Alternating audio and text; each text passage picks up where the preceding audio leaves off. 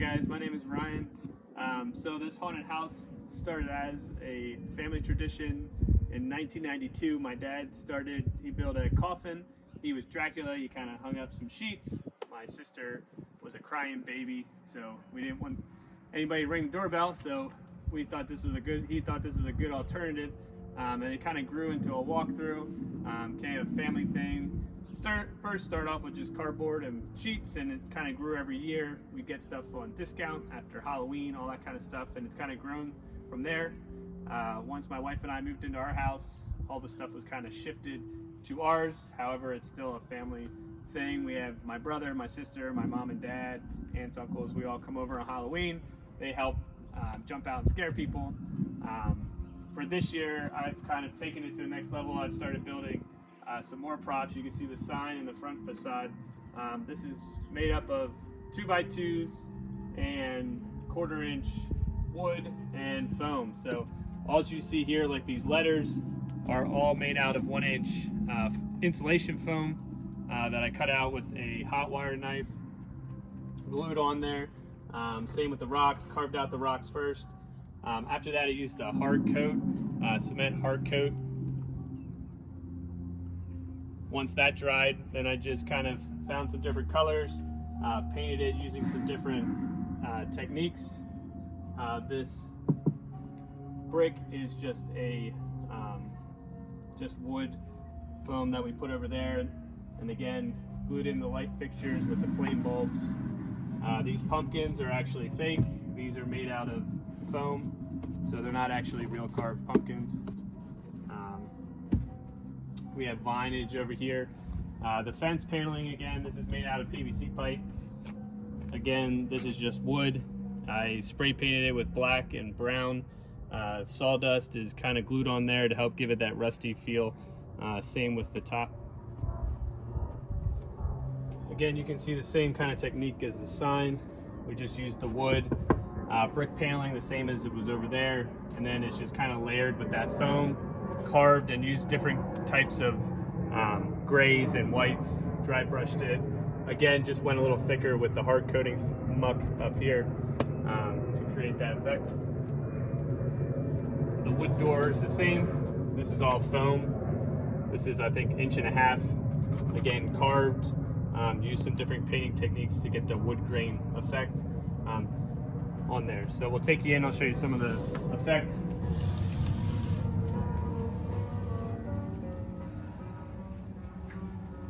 The first one, again, is our talking skeleton here. He's programmable, so you can have him say whatever you want, but it's just on a button and a trigger. So you push the button and he talks. The speakers are hidden down inside of the coffin. Wherever candlelights flicker. The bookcase, we have all different types of props. Again, some of my favorites. These are just foam, a little different. Fruits and vegetables. This is our drop-down panel. With my sister behind it. We'll take you inside and show you, but this basically goes up and down on a hinge as you go through. All this is just painted with a stencil and then painted on that to look like wallpaper. The other cool one is this two-way mirror, so when you look at it, it looks like a mirror, but when you turn the light on behind it, you can see the ghoul or the goblin.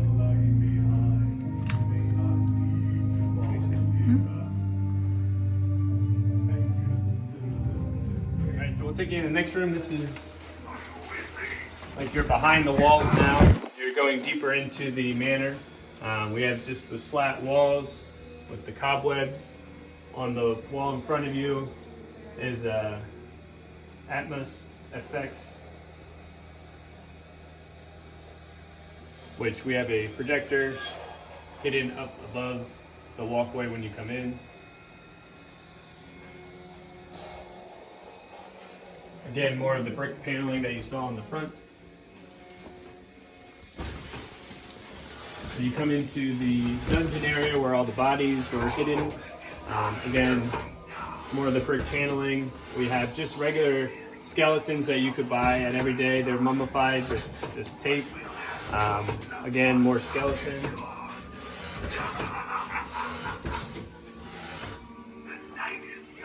Again, more plastic skeletons that are just corpse to made to look like that.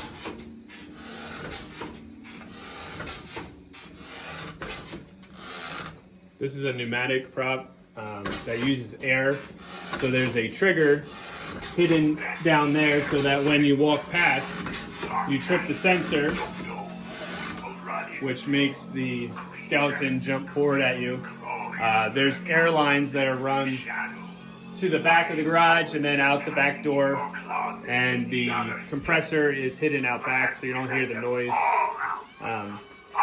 Again, this guy has his own sensor, so you walk by, trips him, he goes off. This is the coffin that my dad built that started everything, so we still have the original. Again, more latex props. So these are all latex and then foam filled. Again, with this body as well too, it's all latex with foam filled. So this is the cave area. So it's like you're leaving the manor now. You kind of found the secret exit way out of the house, underneath the house. You run into this zombie guy who, again, he's latex and foam filled. The cave walls are made of the same style like the sign is. So it's all 1.5-inch insulation foam that is carved, little pieces that are glued on, again carved more. We have fake moss on here, we have ivy running on the ceiling and down the walls, fake moss around the floor. We also have a little rat hanging out in the corner. So then you leave the cave and you find the haunted forest, where you're greeted by some fog and this towering, scary tree that is made out of what you would make cement posts with. There are 2 of them stacked up, taped on. You cut out a face. There's a light in the base painted black. You'll see there's a bunch of these as we go along.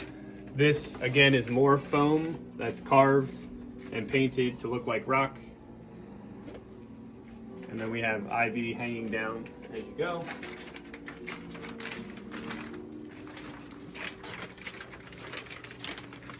We have the Moss Man hanging out in the corner to greet you as you join.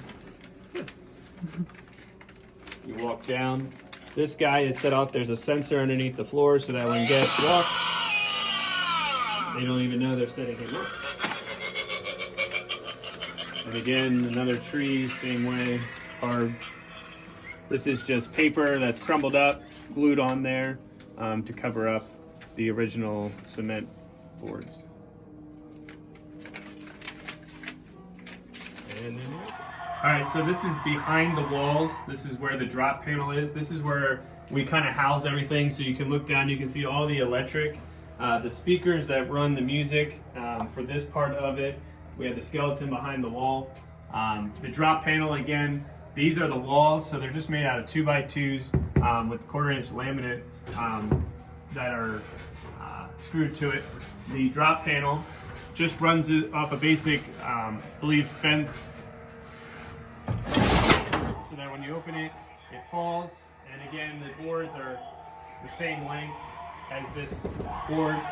We have this board that goes across the bottom so that it doesn't land on your toes, keeps you safe.